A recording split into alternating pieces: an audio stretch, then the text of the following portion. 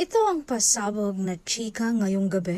Oy, Pilipinas, grabe. Kalalabas lang ang listahan ng iconic rankings ng most trending celebrities sa Southeast Asia at tampok na tampok ang Pinoy Pride kasama ang ilang global at international. Kasali nga dyan ang Bini. Number 2. Number 6, si Michelle D. Number 7, si Pablo ng SB19. And number 9 sa listahan, ang nag-iisang Gen Z superstar, Bel Mariano.